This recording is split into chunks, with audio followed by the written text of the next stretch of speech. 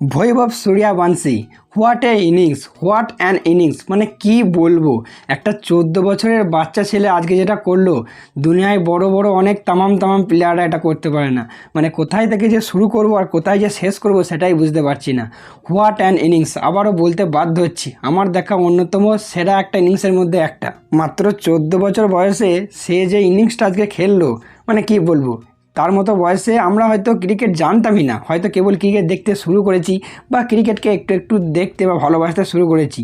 যে বয়সে সবাই ক্রিকেট হবার স্বপ্ন দেখে, মানে ক্রিকেটার হয়ে যাওয়া তো অনেক পরের কথা, মানে ক্রিকেট খেলার স্বপ্ন দেখে, ক্রিকেটার হওয়ার স্বপ্ন দেখে, সেই বয়সে গোটা বিশ্বকে সে জানিয়ে দিল যে ভৈভব সূর্যবংশীর নামটা কী, কে এই ভৈভব সূর্যবংশী। যে আজকে এমন একটা ইনিংস খেললো সেখানে গোটা স্টেডিয়াম তার জন্য দাঁড়িয়ে হাততালি দিয়েছে, এমনকি অপোনেন্ট টিমের প্লেয়াররাও সে আউট হয়ে যাওয়ার পর তার সঙ্গে হ্যান্ডশেক করেছে, তাকে অ্যাপোলোজাইজ করেছে। এবং সবথেকে বড় কথা, সে এমন একটা ইনিংস আজকে খেললো যে রাহুল দ্রাবিড়কেও হুইল চেয়ার থেকে উঠিয়ে লাফাতে বাধ্য করেছে। রাহুল দ্রাবিড় যে ভালো করে হাঁটতে পারছে না, সে হুইল চেয়ার থেকে লাফিয়ে উঠে পুরো কি বলবো লাফাচ্ছে, হাত তুলছে, এতটাই আনন্দিত সে, এতটাই খুশি হয়েছিল রাহুল দ্রাবিড় যে সে তার ভাঙা পা নিয়েও কিন্তু উঠে লাফাচ্ছে, তার জন্য হাততালি দিচ্ছে। এমন একটা ইনিংস আজকে খেললো ভৈভব সূর্যবংশী। মানে যেখানে কথায় কথায় বলা হয় যে আইপিএল বাচ্চাদের খেলা নয়, আইপিএল হচ্ছে দুনিয়ার সবথেকে শক্ত লিগ, বিভিন্ন আইসিসি টুর্নামেন্টের থেকেও শক্ত লিগ হচ্ছে আইপিএল। সেই জায়গায় এই 14 বছরের বাচ্চাটা যা করে দেখালো, তার থেকে ডবল বয়সী প্লেয়াররা রয়েছে, তাদের বিরুদ্ধে যেভাবে ছয়গুলো সে মারছিল। মানে ঈশান্ত শর্মা হচ্ছে আইপিএলে, মানে এবার আইপিএলে বয়স্কদের মধ্যে একজন। হয়তো সূর্যবংশীর যা বয়স তার থেকেও বেশি দিন ঈশান্ত শর্মা ক্রিকেট খেলছে, বাট তার এগেনস্টে 28 রান নিল একটা ওভারে। তাছাড়া করিম জান্নাতের ওভারে 30 রান, এবং ফাইনালি সব কিছু মিলিয়ে 35 বলে সেঞ্চুরি। মানে সে শুধু আগে সেঞ্চুরি করলো না, সেঞ্চুরি করার সঙ্গে সঙ্গে আইপিএলের সমস্ত রেকর্ড সে ভেঙে দিল। বহু রেকর্ড আজকে করেছে, সেগুলো একে একে বলবো। শুধু আইপিএল নয়, গোটা বিশ্ব টি20 ক্রিকেটের মধ্যেও সে বহু কিছু রেকর্ড করেছে। তো এবার ছোট করে বলে দিই সে কী রেকর্ড করলো, যদিও ছোট করে বলা সম্ভব নয়, মানে প্রচুর রেকর্ড করেছে। সে 17 বলে তার 50 কমপ্লিট করে, এবং মাত্র 35 বলে সে তার সেঞ্চুরি কমপ্লিট করে। এবং সে হয় গোটা ওয়ার্ল্ডের, নট আইপিএল বা ইন্ডিয়ান প্লেয়ারদের মধ্যে বলছি না, গোটা ওয়ার্ল্ডের মধ্যে সবথেকে ইয়ংগেস্ট প্লেয়ার যে টি20 সেঞ্চুরি করলো। মাত্র 14 বছর 32 দিন তার বয়স, এবং সেঞ্চুরিটা করলো পুরো সোয়াগের সাথে সেঞ্চুরিটা করলো। একটা 14 বছরের ছেলে যে কিনা তার জীবনের ক্যারিয়ারে প্রথম সেঞ্চুরি করতে চলেছে, সেই সেঞ্চুরি করার বলটাতেও সে কিন্তু 6 মেরেই সেঞ্চুরিটা করলো। মনে হলো যেন সে নর্মালি ব্যাটিং করছে, হয়তো এই ব্যাট করতে এলো। যেখানে অন্যান্য অনেক বড় প্লেয়ার, বিরাট কোহলির মতো প্লেয়াররা ব্যাট চালাতে ভয় পায়, সেখানে পুরো একভাবে প্রথম থেকে শেষ পর্যন্ত ব্যাট চালালো, এবং ব্যাট চালিয়ে 6 মেরে সেঞ্চুরি কমপ্লিট করলো। এবং সে হয় ফার্স্টেস্ট প্লেয়ার যে আইপিএলের ইতিহাসে সেঞ্চুরি করলো। সবথেকে ফার্স্টেস্ট সেঞ্চুরি আছে ক্রিস গেইলের 30 বলে, এবং সূর্যবংশী হলো ফার্স্টেস্ট প্লেয়ার, মাত্র 35 বলে সেঞ্চুরি করলো, এবং ভারতীয়দের মধ্যে সবথেকে দ্রুত সেঞ্চুরি করলো আইপিএলের ইতিহাসে।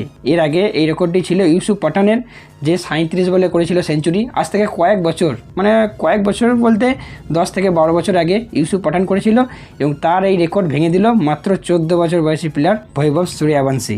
তবে তার রেকর্ডের তালিকা কিন্তু এখনও এখানেই শেষ নয়, আরও বহু কিছু রেকর্ড সে করেছে। আমি ভিডিওটা খেলাটা শেষ হওয়ার আগেই ভিডিওটা বানাচ্ছি, ভিডিও শেষ পর্যন্ত আরও বেশ কিছু ইনফরমেশান আসবে তার রেকর্ডের, সেগুলো অবশ্যই তোমাদেরকে পরের ভিডিওতে জানিয়ে দেবো। এবং খুব সম্ভবত আইপিএলের ইতিহাসে ইয়ংগেস্ট প্লেয়ারও হতে চলেছে যে আইপিএলের ম্যাচে ম্যান অফ দ্য ম্যাচ হবে। তবে একটা ব্যাপারই খারাপ লাগলো, সে ম্যাচটা শেষ করে যেতে পারলো না।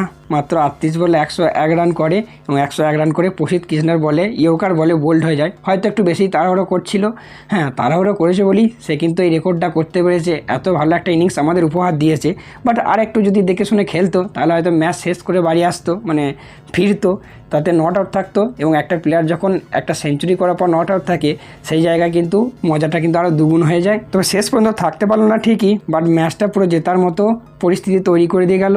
রাজস্থান রয়্যালসকে প্লে অফে টিকে থাকার রেসে আরও কিন্তু এগিয়ে রাখলো, টিকিয়ে রাখলো। এবং ম্যাচটা যেখানে 209 রান চেস করতে নেবে, 209-10 রান চেস করতে নেবে, এমনভাবে পরিস্থিতিতে তৈরি করে দিয়ে গেল পরিস্থিতিটা, যে মাত্র 16 থেকে 17 ওভারের মধ্যেই রাজস্থান কিন্তু ম্যাচ জিতে গেল। যদিও এখনও ম্যাচটা শেষ হয়নি, খুব শীঘ্রই হয়তো শেষ হয়ে যাবে, আমি তার আগেই ভিডিও করছি। তো ওভারঅল একটা কথাই বলবো, সূর্যবংশী বলে দিল যে আইপিএলে আমি আমার পা রেখে দিয়েছি, এবং এটা ছিল মাত্র তার আইপিএলের ইতিহাসে তৃতীয় ইনিংস। এবং সেখানেই যে আজকে খেলাটা দেখালো, যে ম্যাচুরিটা দেখালো, ভবিষ্যতে আরও বহু কিছু আসতে চলেছে তার কাছ থেকে।